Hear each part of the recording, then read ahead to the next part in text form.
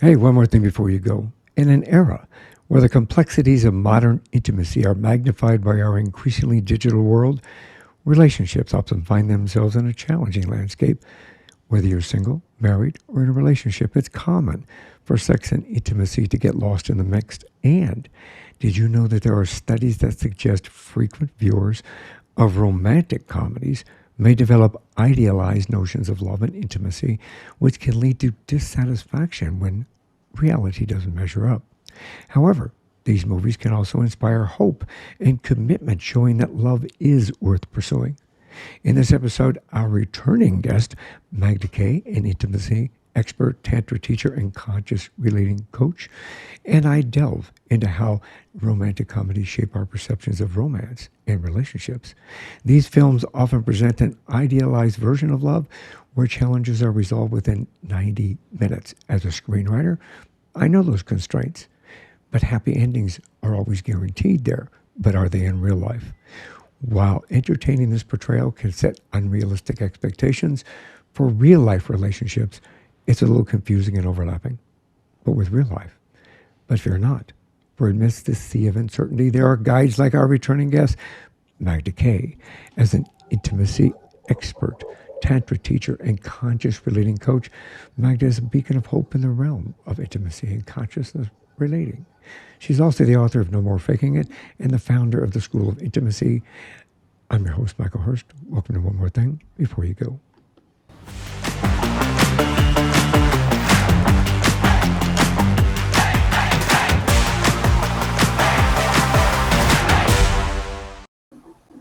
Hey, welcome to the show, Magda.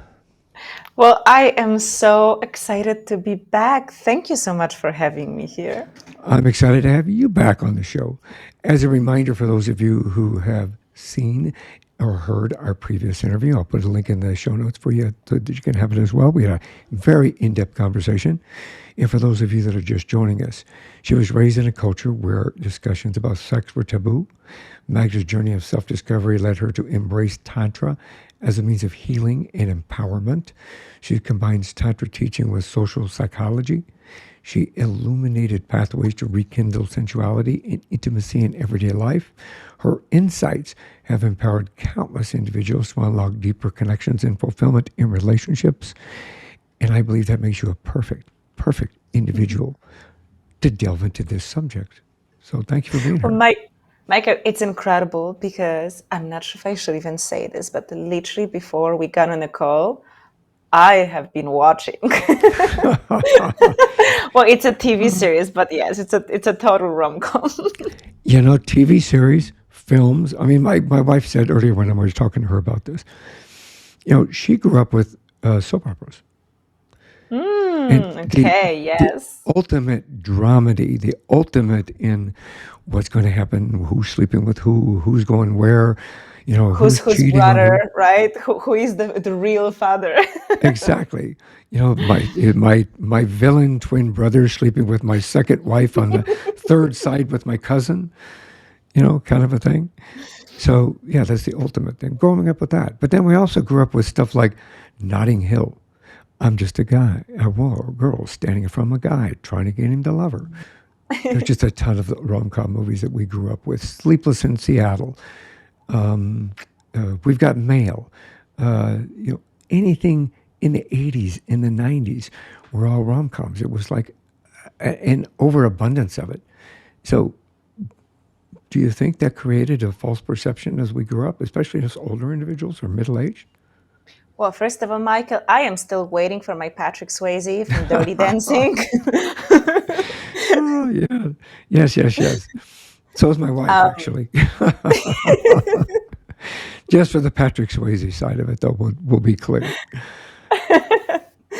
Well, look, I think as with most conversations, this is not black and white. And like you mentioned in the intro, yes, it impacts our expectations when it comes to partners and love.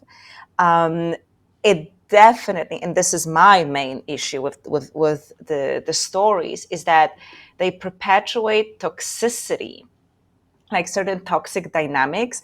We have a lot of very, very unhealthy examples, like very, very toxic. Usually the male is presented in a very toxic way, and like she saves him. So there are all of these patterns that as adults, the moment you spot it, you should run away because it's so unhealthy. It's proper like pathologies, and yet they are romanticized in these movies. And this is my main issue with this.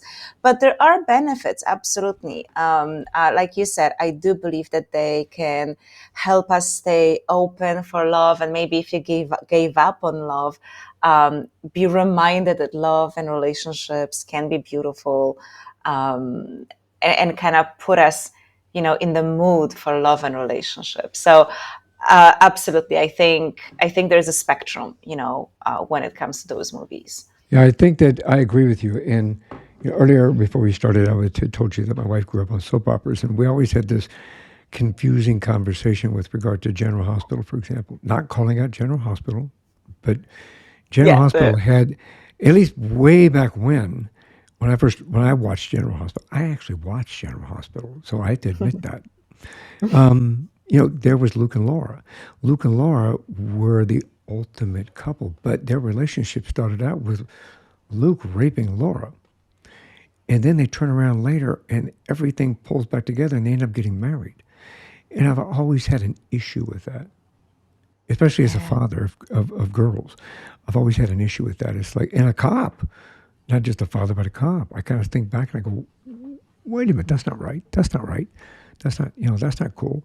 But I don't know whether or not, and you can help me with this. I know that, there's a lot of soap operas that have gone off the air. And I think a lot of it is because of those false perceptions. You see the unrealistic aspect of relationships all the way around and family dynamics through a lot of those soap operas. So we've seen a lot of them go away.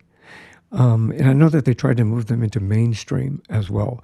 There were primetime soap opera type movies, Hotel, for example, Revenge, things like this, in my opinion, were primetime soap operas.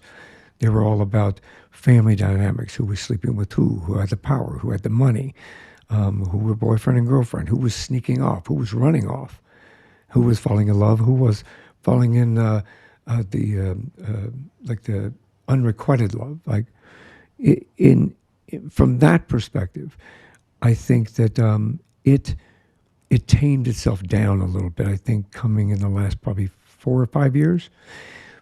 But do you see a rise in that coming back?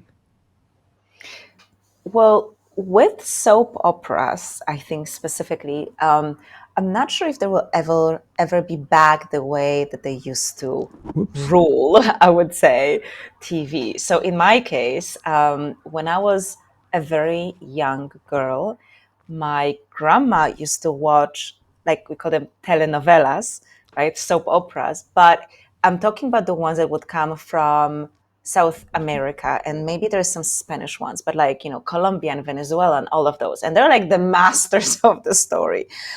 Um, and I think a specific person would watch them because, like you said, it's about money and power and just insane amounts of drama. And I almost feel like through globalization and social media and technology, we are exposed to so much drama on our daily basis that I just think it got too much. And when I talk about soap operas, I mean like those TV series that would go for like, I think there's something that was like for 20 years or something. So I don't think we have space for that. But there are still movies, especially again, like from South America and Spanish movies. Like if you go on Netflix and watch some of them, this is still the dynamic. Which I think definitely depends on the culture. Like in Latin cultures, they just, they have a lot of fire, a lot of passion, jealousy, those intense emotions. But I feel like when it comes to maybe more like Western Europe and the US, I think the tastes are a bit different also because of what we see in the world. And I think because of social media, we don't aspire to the drama that we would naturally see in soap operas. We aspire to some celebrities and influencers we see on, Instagram. And so I think rom-com movies and TV series these days, they reflect a different aspiration to what maybe people had before. I think the dynamic is changing, but in any way, that type of stories that has always existed and it still exists. And unfortunately, I do feel like there's a lot of really bad movies, just bad writing that come out, but it still shows you that people want those love stories. It just like, it's the fact that everyone loves to gossip. We want to know what's happening, right? Even if these are just like fake characters. Um, but I do feel that it's still a desire. I don't think that these movies will ever die. I think romantic comedies will always exist just because it's human nature. But I will say that yes, the kind of the scenarios that we're seeing, they're changing. And another thing that you will observe, and we kind of spoke about it before we started recording, but you'll see the more we are aware of certain toxic patterns, Yeah. there are certain things that you used to have in movies, and not just like between couple between romantic partners, that we used to have in movies that we would not have right now, because people will be like, this is wrong, like this is Yeah. really wrong. I was recently rewatching Harry Potter. I love it. I don't know how many times I watched these movies, but it hit me this time around. I was like, no one would ever accept a book or a movie where you have a young boy living under the staircase. Like, this is proper Yeah. child abuse. So Yeah. we have sensitivity to certain things. So we're not going to show them on, like, in movies on screen. So that's changing in a positive way. But you'll also see that we're trying to be more open-minded, more Yeah. tolerant. There's more movies about homosexual couples and polyamorous couples, and like different age Yeah. differences between male and women. So I think they're trying to incorporate these different ideas more open-minded. But I still think that we have a long way to go when it comes to the quality of love that we're portraying. Like, this is still there. It's like, how can we be sensational, to like just make it exciting? And I don't think we think about how these movies are actually conditioning our psychology. I agree with that. I agree with that. I mean, things have changed. I mean, back in my day, we had my best friend's wedding. We had 10 Things I Hate About You, Sleepless in Seattle, Bridget Jones' Diary, Pretty Woman, Notting Hill, Clueless. These kind of movies. When Harry Met Sally. Those kind of movies, for I think for men and for women, gave us the opportunities that there were, like Sleepless in Seattle, for example.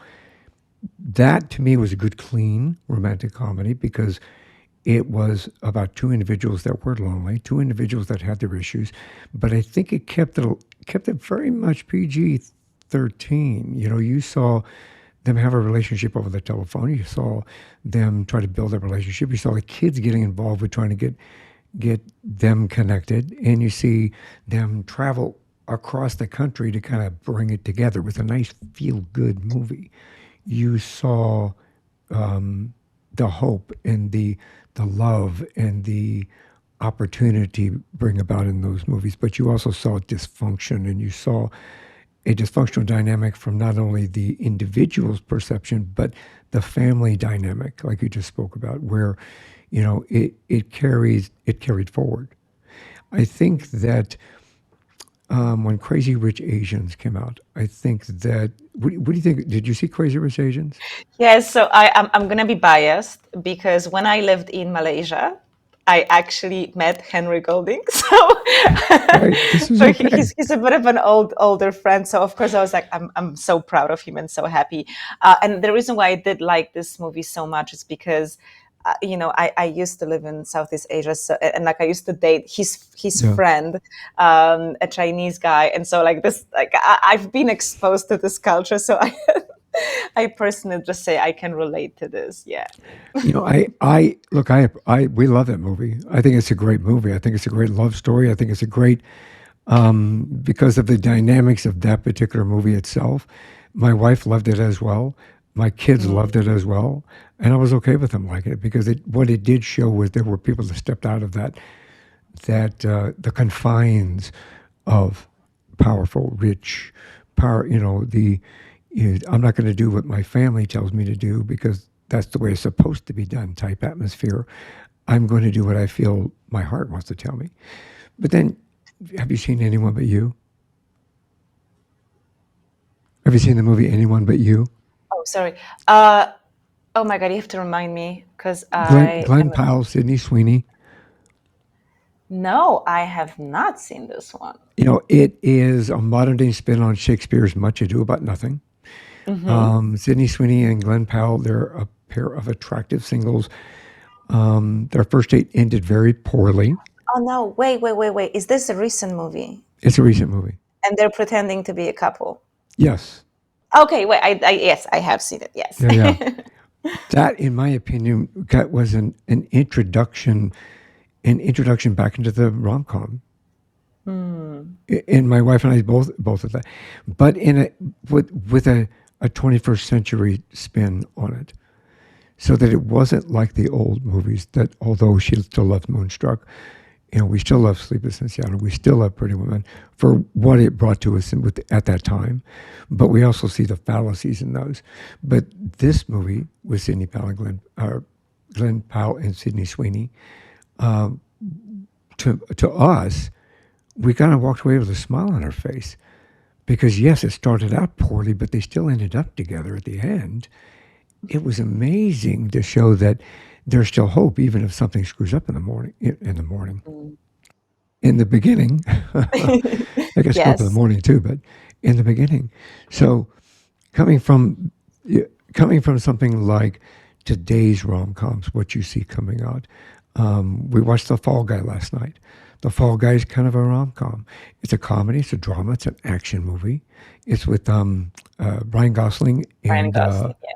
Emily Blunt, and we did a review on that movie for this reason in itself. You see dysfunction in that, but you see a rom com come out of that as well because it gave us. We wanted them to not break apart. We wanted them to be together. We felt they needed to be together, and there was these obstacles put in the middle of it. You can't see my hands. Obstacles put in the middle of it of them trying to get back together again. So, have you had the chance to see that yet? I will be very honest with you. I did not like Fall Guy. I love Ryan Gosling. I just thought from the trailer I was expecting something different, so I struggled with this one. But just specifically about the love story, I am with you. I feel there's just something us humans need. We need the happy ending. We need to believe that, love will conquer all and that we can overcome challenges. And I think this as a deeper message. I think it's really good. I think where I have a bit of a problem with these stories is when you because in this case, right, the movies you mentioned, both of them, like none of these people was like an actual bad person, right? We're just talking about some immature behavior or miscommunication. And I think it's great that exactly it's shown that, hey, look, like I've changed, I've improved. That's beautiful. Or that I was scared. I would, just I didn't communicate, but I want to tell you the truth of what really happened. Like this is beautiful because I think this is normal for every human being and every couple to go through these moments, right? When we have communication misunderstandings, when someone is scared, insecure, and then we do something to protect ourselves, or when we are scared, to commit and we end up hurting another person. So I think being able to see that on screen as something that you can overcome, and also that a person is not going to be perfect, right? Like even if you really love each other, like there going to be those moments when you argue, like this person is never going to be perfect. They're always going to be something. I think that is very beautiful. I think where I do have a problem is when the challenges that they're overcoming is the toxicity of one of the people. And like I'm trying to think of some of the movies that I recently watched or tried to watch. um, for example, if I think of um, so if I think of I don't know if you know these ones. It's more for teenagers. Never Been Kissed. I Yeah. think this is the one. Like I think it was really beautiful. But then there's the whole series. It's based on books called After. I really disliked this concept because he was literally toxic and really bad to her, and eventually they fall in love. So so if that's the challenge that they're overcoming, that, like, and usually a woman is the one who's like forgiving, right? But what you're showing is that she's forgiving of toxic behavior. It's not that she's forgiving of mistakes, she's forgiving of toxic behavior. That, I think, is very dangerous, and we keep showing this in our movies. We are rewarding basically toxicity, right? We see horrible behaviors, and then at the end he gets the girl, and he gets a girl who's very loving. And yes, it's usually like he changes and he's better. But I think this is very dangerous, because people who have ever been stuck in an abusive relationship, this is their dynamic. There is a strong chemistry. A woman it's usually like, of course it goes both ways, but it's usually a woman who's the loving and the forgiving and nurturing, and then the guy is just like taking advantage of her, but she hopes that she can change him. Like, why do you think we have this illusion, really, this idea that a woman can change a man? It's from the movies. Like, if you think about it, why would anyone ever think that I can change someone? It's because I've seen it on the screen. And I think this is something that really is harming women, because we're shown over and over again that you can meet an asshole, and for you, he's gonna turn into a prince charming. And in most cases, that's not how life works.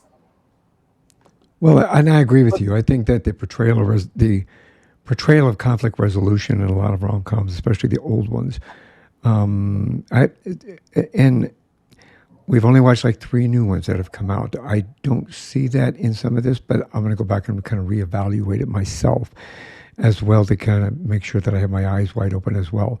But how do you think the portrayal of the conflict resolution in the rom-coms affect our approach to handling disagreements in real life relationships? Because you brought up the dysfunction, the conflict. I'm going to change this person, kind of a situation. Um, how do you think that portrayal affects our approach to that conflict resolution? Do you think that also creates a false perception? You know what? I don't know if you watched it. I want to say that this is based on the book. I think it is. And then there was a movie first, and I didn't like the movie, but I loved the series. I watched this on Netflix one day. And what the story Mm. is about is that you go through, I think, like 20 years or so, and you just have one day every year and where this couple is. And the reason why I absolutely loved the show is because both partners are shown as real humans, meaning they are both like they're both really caring at moments, and at other times both of them are acting like assholes to each other.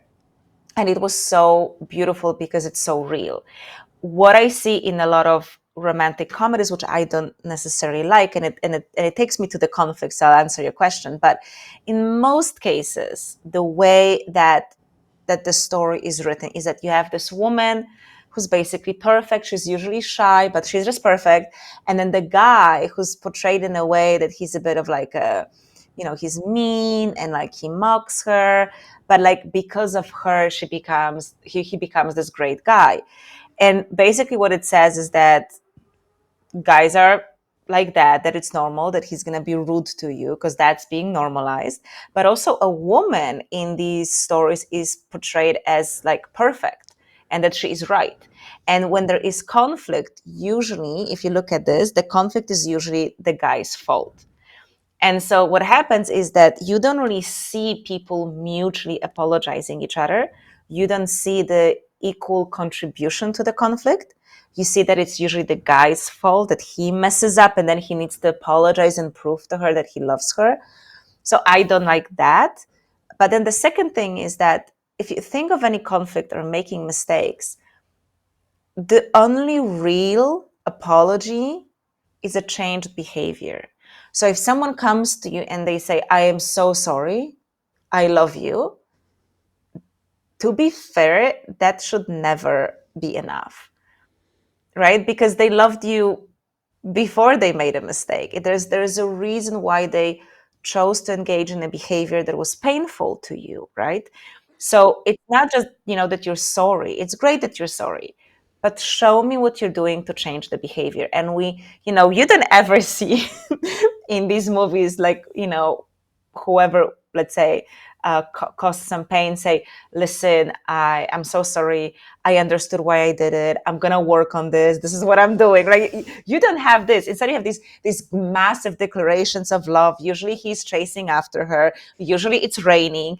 And we just think that if it's very emotional, right, then she should forgive him. And again, this should never be the reason why you forgive someone. You forgive someone because they're willing to change their behavior. And you never see that element, right, in any conflict resolution in those You movies. really don't. And I can tell you, working domestic violence for as long as I did, any domestic violence situation that I had gone into, not, I mean, we're talking about rom coms, so I don't want to overshadow that, but realistically, what you just said, it was always, yes, I did this, I'm sorry, I love you.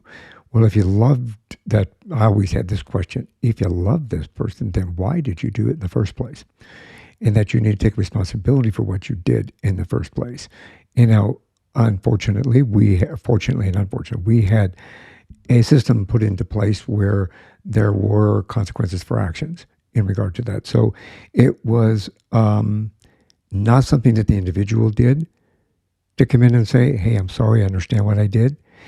They were taken out of that situation because of what they did. And sometimes they didn't really understand that they needed to say, hey, I recognize this and I did make a mistake. And this mistake I made, I won't make again because I have a better understanding of you and more respect for you. And to not do that, not just because I love you. And I love you, I want to work on this to fix it so it doesn't happen again. You know, from those perspectives.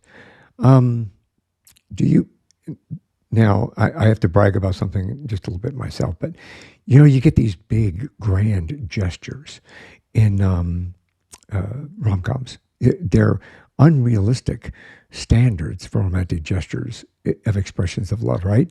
You get the guy holding, and my wife's going to kill me for this because I don't remember the name of the movie. The guy's holding the boombox way up here, outside her window, and is blasting this music and this kind of a thing. These grand gestures, and I'll tell you about one I did when we're done. But do you think that romantic comedies create an unrealistic standards for romantic gestures and expressions of love? Are those allowed? Um, so I'll tell you, okay, I'm gonna first kind of like zoom out and just say one thing. Ever since I started doing work on my mindset and my beliefs, it's a massive shift in how you look at life, but you realize that wait, like you become aware of the things you tell yourself. And since then I've become very aware of the lyrics of the songs and what are the things that are being said in movies. Like I remember there's this one song I really like the tune, and I'm someone who doesn't necessarily like listens to the words. I'm just more Mhm. like feeling the tune, and I'm just like listening. I'm like, wait, what? And the lyrics of the song is "Love is pain." I'm like, whoa, no, whoa, I don't want this. And I stopped listening to this song. So and for a while, I actually stopped watching certain movies, including romantic comedies, because I didn't want those messages to enter my mind and condition me. But then I was like, oh, I kind of gave in. It's a bit like, I'm not going to have the cookie and then you have the cookie. Because of, again, it's quite addictive, by the way. And they call romantic comedies women's porn for a reason. Like, we can binge on that. So it's like, okay, I'm going to watch it. But I, I try anytime I see something to watch this very consciously, meaning be really mindful of what I see on screen, and then kind of it's almost like I'm having a conversation with myself while I'm watching the movie. Then I say, hey, that is not real. No, that's not true. No, I don't believe it. As in, like, I really, really try to separate and tell my subconscious that's just entertainment. This is not reality. So I actually think that it's very helpful just to have this kind of approach to any content that we consume. But specifically with those gestures, what funny thing is, I don't like those gestures. I don't like seeing them in movies, like if they're like too big. I feel like embarrassed for the character, it's a bit weird, but I do. I'm just like, oh God, it's gonna be weird now because he's gonna make this, massive scene. And to be fair, I also don't love those big gestures in real life. It just, I feel silly and uncomfortable. There's just something off. And like for example, I love getting flowers, but I remember there was this one time, and we were very new in our relationship. It was very, very fresh. And I went away for a couple of days, and then he was picking me up. And I remember even having a thought, oh my God, what if he's waiting with flowers? And I was just like, that would be just too much for me. And just not at that time. And then he comes to pick me up. He doesn't have flowers, but he actually tells me that he was thinking of getting me the flowers, but he thought that maybe it would be a bit too much because we just don't know each other as well at that point. So it's kind of funny that both of us felt like, yeah, this would be too much. And I think, I don't know, like I can't speak for all the women, but I, for example, I don't love those big gestures. They make me feel uncomfortable. They seem unreal. It just seems forced. So I am able to watch movies with those big gestures and not expect it. Not expected. Um, And I no. appreciate that. I do appreciate that. But I personally did a big gesture with my wife. Oh, what did she do? I called a I called it. Hopefully this will, yeah. This is just to give those out there that kind of still kind of want to try that a little bit themselves. This is what I did. I called her work and I coordinated with her bosses, and I ride horses. I actually was a horse patrolman for a little while, so I had a horse. We brought a horse up to her work. There used to be this big field out in front of the building. It's a huge building. It's probably 10 stories high, something like that. So huge building, office building, offices all over the place. So that huge audience. I got a knight's costume, whole Oh knight, whole thing, no. a horse, a ring, and I got a hold of her boss, and they coordinated having everybody come out and bring her out. And I rode up on a horse in a knight's costume. Well, not costume, it was knight, it was armor. I literally had armor on, got off my horse, went over, knelt down, and gave her a ring. And Wow. 35 years later, we're still together. Well, Michael, I'll tell you this. We can call it a big gesture. For me, what this is effort. And honestly, effort is the sexiest thing ever. It's the most incredible thing when someone wants to make an effort for us. And, you know, when I hear stories like this, right, real stories, like they actually happened, not that someone wrote it for a movie, but someone actually did it, what I see is like, wow, this guy really loves her, you Well, know? thank you. I appreciate that. Yeah, we've had our ups and downs, but again, 35 years we've been together, and this September will be our official 35th wedding anniversary. So, it sometimes it pays off. Sometimes, Oh yes, and yeah. well, first of all, congratulations! I think that's amazing. Thank you. Thank you. And yes, I think one of the big problems of our society today is that we are extremely lazy. Like my generation, I'm an '80s girl, right? I was born in like mid '80s. So my generation, and I cannot even speak for the ones after me, but we were raised without a value of hard work, right? And so Agree with that. yeah, and so we kind of expect this most incredible love story without having to do anything. And if you don't invest in Yeah. something, if you're just putting your minimum effort, well, then these are the results you're going to get. And so when I hear stories like yours, when I'm like, oh, here is a man who is willing to make an effort, he's willing to actually work hard for that woman, for that relationship. And so in this case, for me, what it is like it's the intention that's behind it. So to be fair, look, if these movies can serve as inspiration for some people, for those grand gestures to do something, I think it's great. I think in that regards, it's great. I don't know, like realistically, how many women truly expect this. But I think what women really do expect is that you make an effort for us. And unfortunately, it's just something that happens less and less often.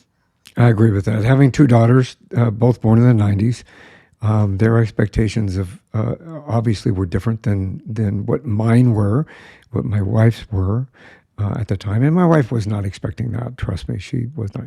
She was very pleased. She was a little embarrassed, just a little bit. But here's a guy rides up on a horse with armor on and gets off and kneels down in front of her with a ring in front of everybody in this office building. People looking out the window. I mean, I can still see it. People were looking out the windows. People, whole line of people. Her whole crew was out in front of her, behind her, and so yeah, it works in certain occasions. I think today, if my youngest daughter is still searching for her person, she's more of the swipe age. I think we had this in our last conversation. We talked about it, which I still don't quite understand. I still can't grasp that, even after our conversation. It's difficult for me to grasp how can you date somebody by swiping left or right, and by finding somebody on the internet. To me, it's a lot Well, tough. yes, I don't use apps, and I was doing an interview with someone, and I wanted to make a reference. I'm like, well, when you swipe someone left or right, well, I don't even know because this is like I just Exactly. don't Don't use do them. it. So it brings me back to what you had mentioned earlier, and kind of a little bit of this. Do you think the rom coms or romantic comedies have, or do they give us a better understanding or no understanding of the importance of communication in relationships? During our last conversation, we talked how important it was to have good quality communication. You mentioned it a little bit ago when you were talking about you kind of lose the aspect of real communication or what communication should be within a relationship. Do you think it has any benefits as well as some? I know that it does have some negativity because you can't solve your problems in 90 minutes. And I mean, that's a realistic expectation. It'd be great if you could, but we all know that you can't. But do you see any positive out of a rom com with positive communication? If I was to generalize it, I feel like this is an element that most rom-coms just like cut out. If you Yes. think of it, it's exactly there is no communication. In fact, so much of the conflict, the core conflict you see in movies, comes down to, oh, someone didn't say something, they overheard a part of the conversation, but no one is going to say anything, and now you have a whole like problem for the next hour of the movie that eventually gets solved with a grand gesture, right? And so I think if I was to make it black and white, it would be that we have really bad examples of communication. So I don't think that it's empowering. And again, it's this idea that you can act the way you want to act. You don't ever have to have a difficult conversation. But if you make the grand gesture, she's gonna forgive you, and everything will be fine. So it's a very unhealthy, I would say, standard of relating. But I think there's some other things that are presented well, and it's more when it comes to movies or shows for more like teenagers or young adults. And what I think they're good at is showing that we get shy. When we like someone, we get shy, and we're just like we're unable to say something. And I think that part, the fact that this is shown, I think this helps us just feel like find acceptance for our own um, messiness in that area. So what I was watching now, I mentioned to you, right, that I was watching something before we got on this call. I started watching, this is a TV show, Gilmore Girls, which, believe it or not, I had never watched before. So it's my first time going through it. But there's like one scene when one of the girls, a teenager in high school, she develops a crush on this guy, and she just like looks at him, and her instinct is to just touch his hair. And then she gets so embarrassed. But I mean, as a woman, I've been in situations like this when you look at this guy and you're like, Yeah. I just want to touch him because he's so beautiful. And so I think those moments when we like someone and we don't know what to say, and we feel like, oh my God, how do I ask him for a dance? And we're just sloppy with this because we're nervous. I think that is shown pretty well in movies, and it's something we can all relate to. And I think it's very healing and helpful to see on the big screen that, oh, that's okay, others have it too, right? So I think Yeah. the fact that that part of dating is shown, I think it just gives us comfort that, oh, I'm not the only one feeling this, and this can serve as encouragement, I would say, to say something, to ask someone out. But when it comes to those more complex conversations, I personally have, I don't know, and I'm actually curious, have you seen um, a lot of examples, or any example of those more complex conversations happen in romantic movies? I have actually. I think I have a little bit, especially on a subject I'm going to bring up here in a second. Here, I think that the idealization of partners in rom coms has always been. You have the guy that's trying to get the girl. He loses. The guy gets girl, loses girl, has to get her back. It's always kind of been from that perception as well, and usually the guy screws up, like you were saying earlier. But I think there's a switch, and this pertains to the answer as well. I think some of the last couple of movies that my wife and I had seen, and I'm going to be really upset that I don't about to put the movie's name in the show notes at the time. I should have put them in my notes. Brooke Shields and Nicole Kidman both have movies that have come out where they're older women, and those older women end up with a relationship with younger men.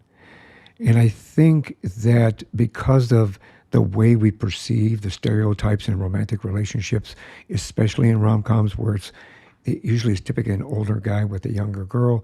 It's always the older guy that leaves his wife and goes out with, goes to a younger woman.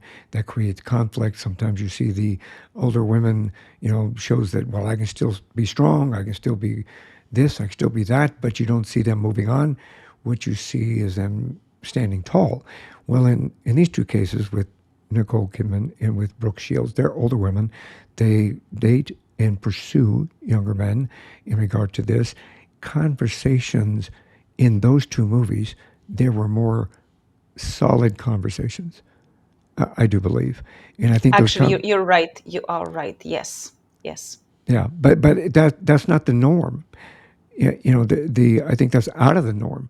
My wife and I enjoyed both of those movies, and like I say, I'll make sure that I put them in the show notes. My wife and I enjoyed both of those movies, and we enjoyed them for several different reasons. And one of them that we appreciated was the fact that it stepped out of that stereotype. It stepped out of that kind of that realm. It stepped out of the standard typical rom com, and it gave a perception of these strong women who made their own way, that made their own decisions, had those conversations, and confronted them very bluntly, very right to the point.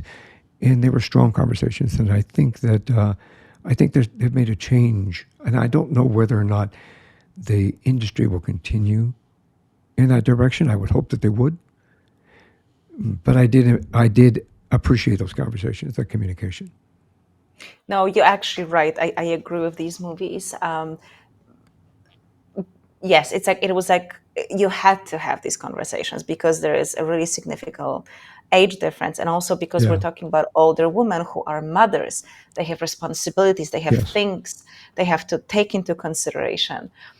But speaking about those movies specifically, so I kind of play with this myself because I find myself now, I'm 38, attracted to younger men, and like some men that I'm attracted to, they can be like really really younger, and I'm just like, okay, this is interesting, and I'm like, maybe I need to have like a cougar phase in my life. So then watching these movies, it's very encouraging because it normalizes that age difference can happen both Yeah. ways, and I love this. But I will tell you one thing. I feel that in like 99% of cases, such massive age difference is not healthy. And it doesn't matter who's older.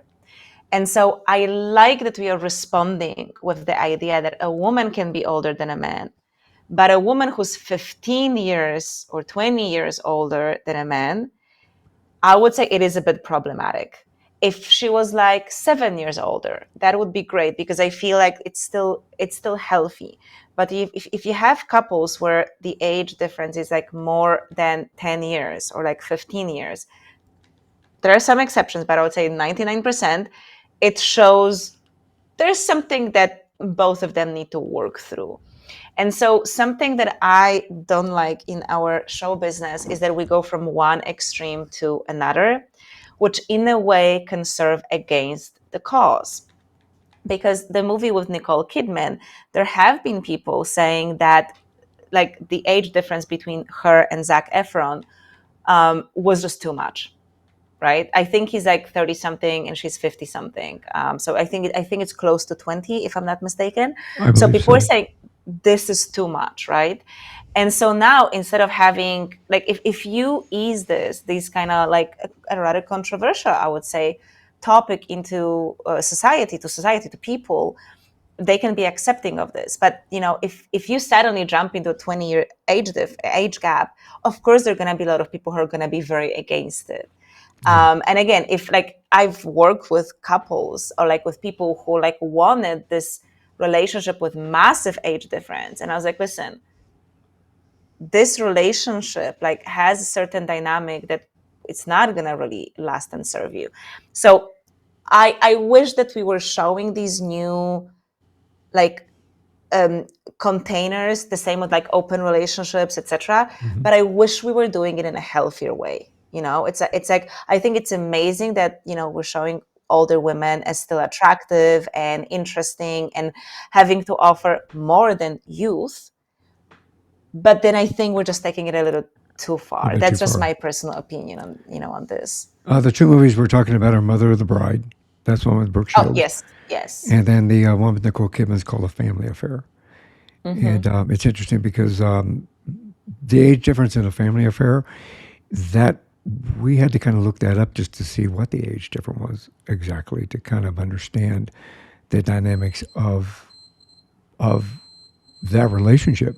But at the same time, knowing in real life their age difference in real life is about 14 years, somewhere thereabouts. Which to my wife and I were 12 years different. So, well, excuse me, 10 years different. So it to us it wasn't that much more with a 14-year difference for us to be affected by that from that perspective. But you can, in understanding both of them, I guess you would kind of see that because my kids grew up with Zac Efron, watching him on TV. We grew up watching Nicole Kidman on TV. So it was a little strange at first, but we did come around and we did kind of enjoy it. And Mother of the Bride was really cool too. I think that Mother of the Bride was a really good opportunity for Brooke Shields to kind of enter back into the world of film, and I think they did it in a very nice way in regard to that. But something earlier that you mentioned, and we're kind of cutting short on time here a minute. Gender stereotypes in rom coms. They're trying to show more a diverse section of love stories that are coming across both on TV and in film. Do you think that's a healthy opportunity for those relationships to be portrayed in that manner? Or, and I don't personally feel this way. Do you feel that there's an exploitation because of today's society? So I think that's really, really good. I'll tell you, I have a really close friend who is, well, she's bisexual, but really she's pansexual, if you want to be very specific. But she was telling me when she was growing up, her first relationship was with a woman, and she was missing like some sort of a reflection how these relationships can look like, what's the reality. Because Right. the truth is, we do watch these movies and they give us an understanding of what a relationship is. Like, we do learn from those Yeah. movies, what good or bad things, but we learn. And so she was actually telling me that she didn't have anything that she could read or watch that would talk about the dynamic that she was in and that she wanted to explore. So I think in that regards, I think it's great. I am also very happy seeing any stories that show some form of opening of the relationship, because I think, and then it just like it normalizes certain concepts which are not unhealthy. That's important. We're not normalizing pathologies. We're normalizing things that, if done in a loving way, they serve everyone, right? So we're not normalizing, for example, cheating. That's not this. We're normalizing, right, opening the relationship in a way that respects both and everyone involved. So I'm glad to see this. I'm glad to see this because it's certain things that people have always done, and suddenly you have permission. Like it's you're like, oh, it's becoming more normal. I think it would be also nice to see more of healthy kink and BDSM. By healthy, I mean not 50 Shades of Grey. I actually mean healthy. And I think it would be probably interesting to see a bit more of different sexual fantasies presented in those different romantic comedies. I think this is good. But absolutely, you can see when the reason why it's being incorporated in a story, it's because, oh, that's what's the hot topic right now, and we need to, like, respond to where our society is. And I think a great example of that, which I didn't like, is the sequel of Sex in the City.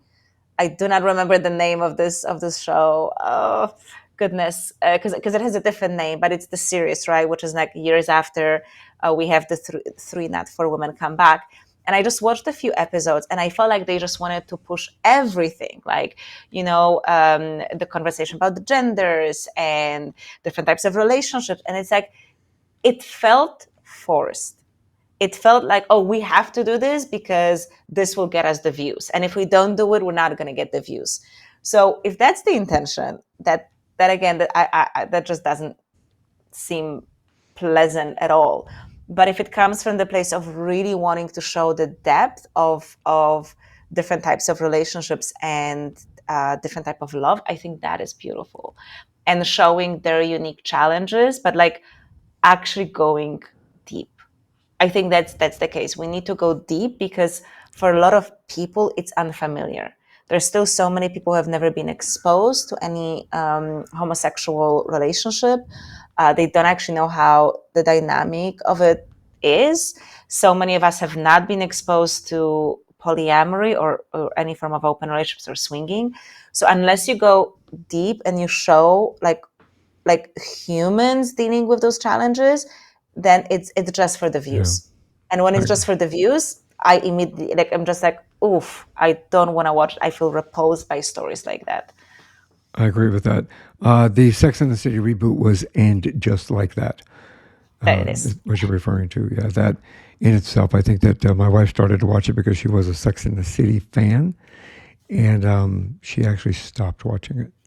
She felt that it was just kind of exploiting the show itself, that they were kind of grasping and reaching. And she watched the Yes. first few episodes and then kind of went, I'm not watching it, and stopped Exactly doing that. same for me. Exactly same for me. Yeah, it's just, I think that, we as individuals, especially those of us that love movies, TV in any aspect from that, uh, the industry people need to understand that we are human beings, that we are looking for those kind of movies, those kind of TV shows that are going to inspire us and motivate us and entertain us. But we also don't want to be disillusioned or Mm. kind of l- let off in a different way just because you're exploiting the flavor of the day. Kind of as what you said earlier. It's oh, everybody's looking for this, everybody's looking for that, so throw that in there really quick. Do you think, before we go here, do you think the consumption of rom coms leads to disillusionment or disappointment in real life relationships? We that of those, let me try that in English. Those of us that love rom coms, I love the fact that they're starting to bring them back because it's fun entertainment for me. I don't take them seriously personally. I don't take them, but I've been married for 35 years, so I don't, we're solid. We don't take them for anything more than what they are, entertainment. Those of us going forward, do you have any tips, any any suggestions of how those of us that are going forward need to approach rom-coms and real life relationships? That's a long I love what question, you wasn't it? said. No, Michael, I love what you said. It's literally this. Don't take them seriously. Um, it's what I was also talking about before. I'm trying to have this approach when I watch something, just like, this is just entertainment. So I'm actually going to tell you something that I just came up with today. So I'm watching Gilmore Girls, and that's a few seasons, right? I'm on season one. This is a lot of episode ahead of me, many hours. And I just had a thought today. I'm like, wow, this is like any other addiction, like any other binging, right? It's like, it's like this obsession. I have to watch it. I have to watch it. And if anyone ever had an experience of binging with food, and like I've had, the way you feel it is that, like, the first bite can be delicious, but then you have this. It's like I'm missing the word, but it's Endorphin. like you cannot stop, right? It's just like this, oh my God, I have to have more, I have to have more. But then you stop enjoying what you're eating, right? It's just like, I have to take it. It's a compulsion. That's the word I was looking for. And so watching these things literally becomes the same pattern. So what I thought to myself is like, okay, wait a moment. Wait a moment. Let me, after every episode, take a moment and think, what am I taking from this? What are my lessons? What did I like about this episode? Like, what was it about this specific, like, Right. romantic plot that I liked? And use it as, like, reading some personal development book, right? What can I take from this? So one, it's what you said. I do believe we have to remember this is just entertainment. Don't take it seriously. Like, have this distance. It's just for fun. But then when you're watching something at the end, right? If you find yourself having this, like, oh, I want to watch another one, and it just start taking too much of your time, Yeah. just actually pause and start tasting the food again. Meaning, okay, what was it here? So, like, the episode that I watched today, I'll tell you, they were watching this traditional old TV show where a woman was taking care of the house and, like, cooking. And you have the two main characters, the mother and the daughter, kind of making fun of this show because they clearly are not living in that reality. But Rory's boyfriend is there, and he says, oh, it's actually really nice, having a woman cook for you and take care of the house. And both women look at him like, what? So that's kind of the theme of the episode. And at the end, the daughter actually creates the whole evening for him where she dresses in these old kind of, these kind of, A-shaped dresses, and she cooks for him and makes a dessert and everything. And I thought to myself, that's actually really cute. I like this idea. So I would not like to be cooking dinners every day. That's not the kind of life that I would like to have. But I was thinking, like, oh, well, I know a lot of men say that they miss it, that they would like to be taken care of by a woman like that. And I'm like, well, it's actually a kind of cute idea to maybe just do some role playing around this, right? And maybe, twice a year, once a year, or just once in your relationship, do something like that. And I thought to myself, oh, this is what I'm going to take from this episode.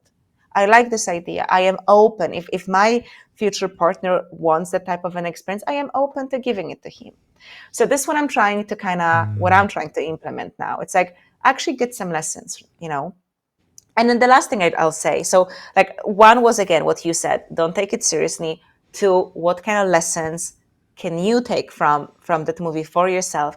And then the third thing is, using those movies as a form of energy transmutation or inspiration, we could say. So, if you're around a person who's happy and they laugh, you naturally start feeling more happy, right?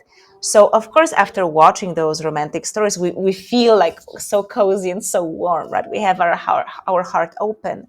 And I think if you have this intention, then it can be really beautiful. It's like, okay, I'm going to watch a romantic movie now because I want to open my heart. I want to put myself in this more romantic state. And so you do this with the intention, meaning you don't hold on to the story, you hold on to the feeling in your body and in your heart afterwards.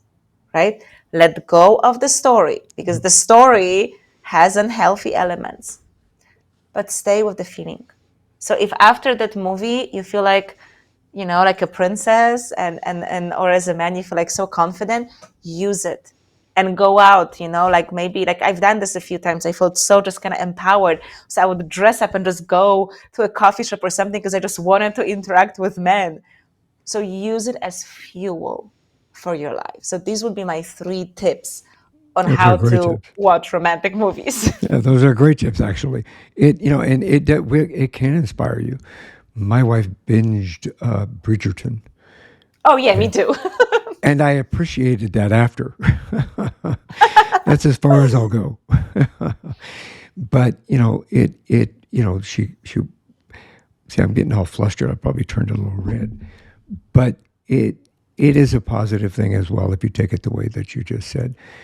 She was inspired. We'll say she felt loving. She felt romantic. She felt it took her back, and it kind of it benefited us as in a relationship. So, you know, I'm hoping for another season of Bridgerton. By the way, Oh, me too. Yes, yes. And by the way, not to open any and like reopen, let's say the old stories, but I think it's also beautiful that we're having examples of different body types, and that someone who is not super skinny can also be the main character of a love story. So I think this is also there you go. we're getting there to have just like more normal looking people, which I think is also quite Right, lovely. and I like what I like about it as well is the fact that it's evolved enough to where you see relationships for what they are on TV and in film now.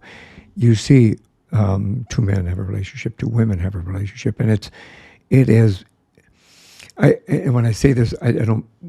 There's no negative connotation when I say this. It's more normalized. When you see it, you're Mhm. not shocked. You're not. When you see it, you kind of go, "Oh, they just threw that in there." You see the integration and the evolvement of relationships from different perspectives have integrated within the entertainment industry, I think, in a very positive way, so that it allows us to have a healthy view of a relationship as a relationship, whether it be with a man, a woman, or both. Yes, and From also with the races, and right? of the We also have race, stories exactly, of the different race, the size, nationalities. exactly. Yeah. Whether what your body type is, what anything like that.